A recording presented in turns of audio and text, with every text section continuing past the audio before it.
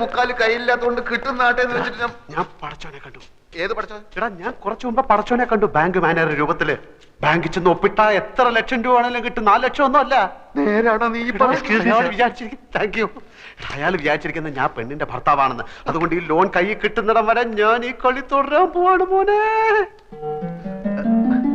ഇനിയിപ്പെങ്കിലും നല്ല ബുദ്ധി തോന്നിയല്ലടാ മോനെ.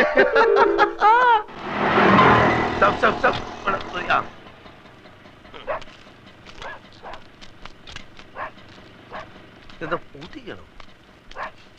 ഇവിടെ ആരും ഇല്ലേ? இங்க யாரும் கிடையாது சார். அவங்க வீட்டை காலி பண்ணிட்டு போயிட்டாங்க. எங்க தெரியாதுங்க.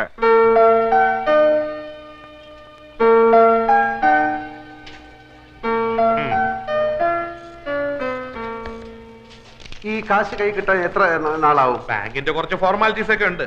ഹെഡ്ക്വാർട്ടേഴ്സിൽ നിന്ന് ഓക്കെ വരണം. ഞാൻ റെക്കമെൻഡ് ചെയ്താൽ പ്രശ്നമൊന്നുമില്ല. എന്നാലും കുറച്ച് ഫോർമാലിറ്റീസ് ഒക്കെ എളുപ്പം വരുമല്ലോ അല്ലേ? സാറിന്റെ കാര്യത്തിൽ ഞാൻ ഉഴപ്പോ ഏറിപ്പോയ ഒരാഴ്ച. മതി മതി. പിന്നെ ഞാൻ ആശുപത്രി വരാം. എന്തിന്? അമ്മാവിനോട് റെക്കമെൻഡേഷൻ. ചന്ദ്ര ടെക്സ്റ്റൈൽസിന്റെ അക്കൗണ്ട് മാത്രമേ ഇവിടെ ഉള്ളൂ. ചന്ദ്ര ടീയുടെ അക്കൗണ്ട് യൂണിറ്റി ബാങ്കിലാണ്. അതിങ്ങോട്ട് മാറ്റി കിട്ടിയാൽ അമ്മാവിന് സുഖമല്ലായിരിക്കില്ലേ? ഇപ്പൊ വേണ്ട, ഞാൻ സൗകര്യമായിട്ട് ഒരു ദിവസം ആശുപത്രി വരാം. നല്ല മൂടി ഇരിക്കുമ്പോ നമുക്ക് പറയാം. ആ അക്കൗണ്ട് ഇങ്ങോട്ട് മാറ്റി കിട്ടിയ എന്റെ പ്രൊമോഷന്റെ കാര്യം ഷുവറാ. പിന്നെ സാറിന് ഞാൻ ലോണൊന്നും പറഞ്ഞ് 50-60 ലക്ഷം എഴുതി തരും. സമയാവട്ടല്ലേ? ഇതിന്റെ കാര്യം ഒരാഴ്ച.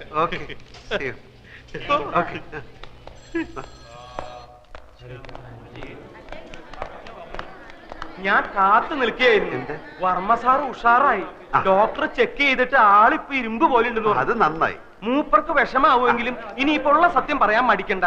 നമുക്ക് ഇപ്പൊ തന്നെ പറയാം അല്ലേ? എന്ത്? താൻ ആൽഫിയല്ല അപ്പുക്കുട്ടനാണ് ചന്ദ്രകുഞ്ഞിന്റെ ഭർത്താവല്ലാന്ന്. എനിക്ക് വയ്യ. അതെന്താ? എനിക്ക് വയ്യേ. അതെന്താന്നാ ഞാൻ? എനിക്ക് വയ്യ. അത് തന്നെ. അപ്പൊ എന്താടാ നിന്റെ ഉദ്ദേശം? ഉദ്ദേശം പിന്നെ പറയാം. ഞാനാണ് ആൽഫി, ചന്ദ്രയുടെ ഭർത്താവ്. അത്രയും മനസ്സിലായോ? 14-ാം തീയതി ഞങ്ങൾ രജിസ്റ്റർ കച്ചേരിയിൽ വെച്ച് കല്യാണം കഴിച്ചു. തൽക്കാലം ഇതൊന്നും മാറ്റി പറയാൻ സൗകര്യമില്ല. അത് തന്നെ.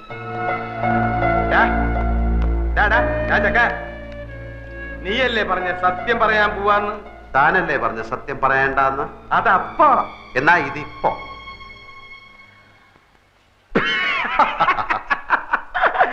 നിന്റെ ഓരോ കളികളെ വാ നമുക്ക് പോയി പറയാം. താൻ എന്താ കിണിക്കുന്നത്?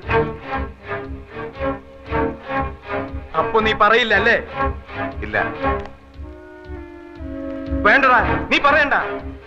നീ ആൽഫിയല്ല കൂൽഫിയല്ല ഒരു തേങ്ങയല്ല അപ്പുക്കുട്ടൻ എന്ന് പറഞ്ഞൊരു ഫ്രോഡാണെന്ന് ഞാനിപ്പോ പോയി പറയും.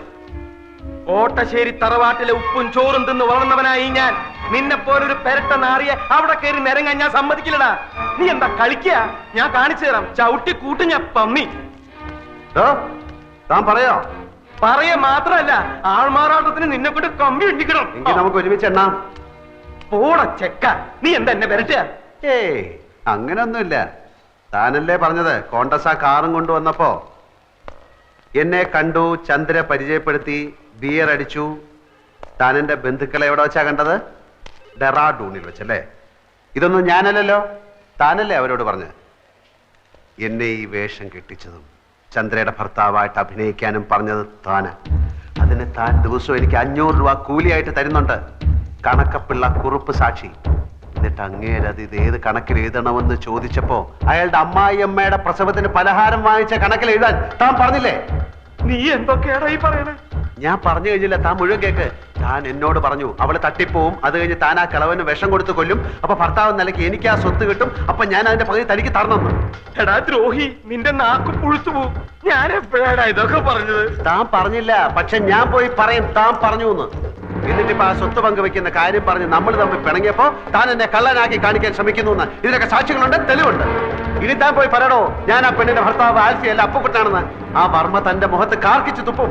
ആ തടിയന്മാർ തന്നെ ഇടിച്ച് പഴിപ്പിക്കും.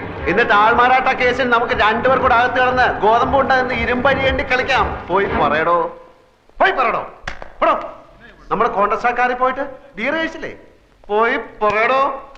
എനിക്ക് മുകളിൽ ആകാശവും താഴെ ഭൂമിയാണ്, എനിക്കൊന്നും നോക്കാനില്ല. പോയി പറയടോ, പോയി പറയടോ. ഞാൻ എന്റെ വൈഫിനെ ഒന്ന് കണ്ടിട്ട് വരാം. അതിനിടയ്ക്ക് തനിക്ക് വർമ്മസാറിനോട് വല്ലതും പറയാനുണ്ടെങ്കിൽ താൻ പറ, ബാക്കി ഞാൻ വന്നിട്ട് പറയാം. കോണ്ടസ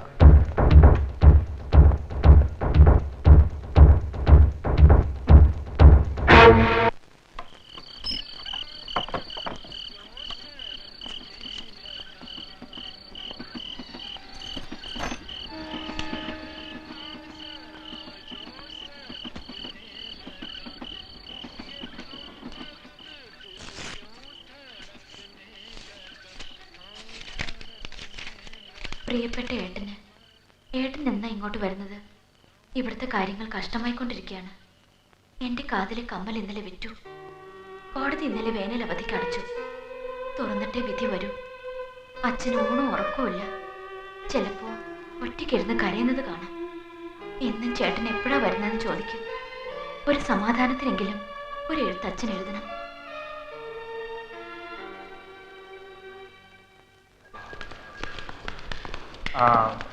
ടെസ്റ്റ് എല്ലാം കഴിഞ്ഞോ? എല്ലാം കഴിഞ്ഞു. ചന്ദ്രപൂർണ്ണ ആരോഗ്യതയാ. പക്ഷെ ന്യൂറോളജിസ്റ്റ് സ്വല്പം കൺഫ്യൂഷനില്ല. അതാ ഞാൻ ഇവരോട് പറഞ്ഞുകൊണ്ടിരുന്നത്. ചന്ദ്രയുടെ ശരീരത്തിന്റെ ഏതെങ്കിലും ഭാഗം വിരൽത്തുമ്പെങ്കിലും ചെറുതായിട്ടൊന്ന് അനങ്ങിയാൽ മതി. പിന്നെ ആ കുട്ടിയെ എങ്ങനെ രക്ഷിക്കണമെന്ന് ഞങ്ങൾക്കറിയാം.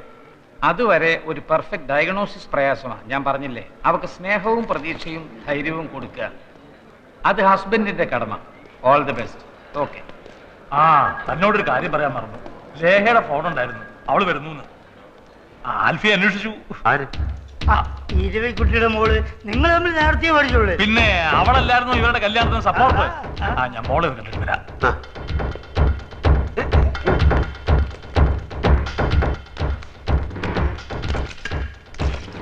ഏതായി പുത്തൻകുരിശ്? പുത്തൻകുരിശ് എന്ന് പറഞ്ഞ എറണാകുളത്തിനടുത്തുള്ള സ്ഥല.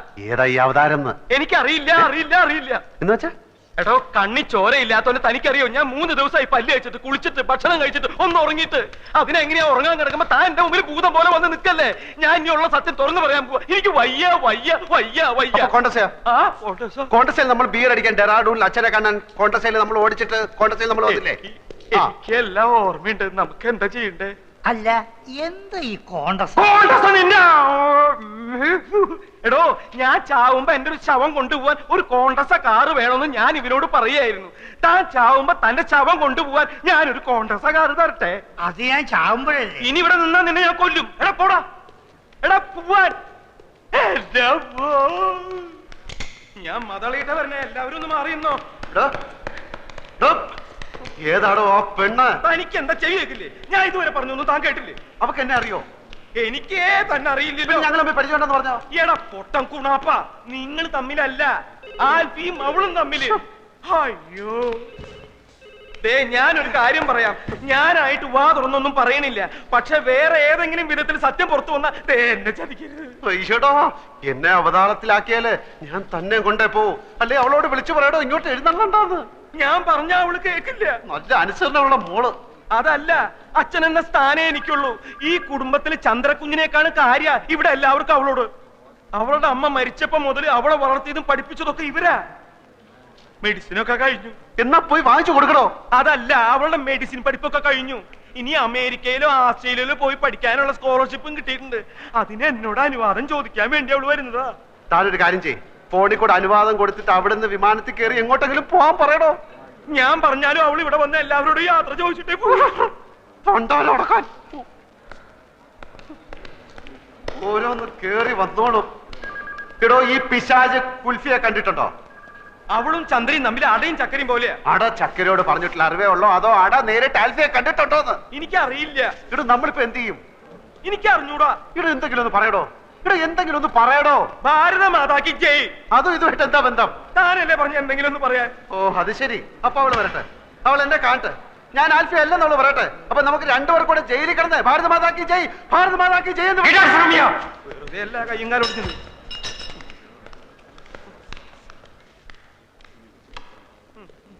ഞാനൊരു വഴി കണ്ടുവച്ചിട്ടുണ്ട്. കുറച്ചു വിഷം മേടിച്ചത് എന്റെ പോക്കറ്റിലുണ്ട്. തീരെ നിവൃത്തിയില്ലാതെ വന്നാൽ ഞാൻ അത് തന്നെ തിന്നും. താൻ തന്നെ തിന്നാൻ വരട്ടടോ. ഞാനൊരു വഴി കണ്ടുവച്ചിട്ടുണ്ട്. വരട്ടെ, വരുന്നിടത്ത് വെച്ച് കാണാം. തന്റെ മോൾ ആളെങ്ങനാടോ? എന്താ സയൻസ്? എടോ, അവളുടെ സ്വഭാവ വിശേഷ സവിശേഷ ഗുണഗണങ്ങൾ എങ്ങനെയാണ്, എങ്ങനെ ഹാൻഡിൽ ചെയ്യണമെന്ന് അറിയാനാണ്. അത് വേണമെങ്കിൽ പറഞ്ഞു തരാം.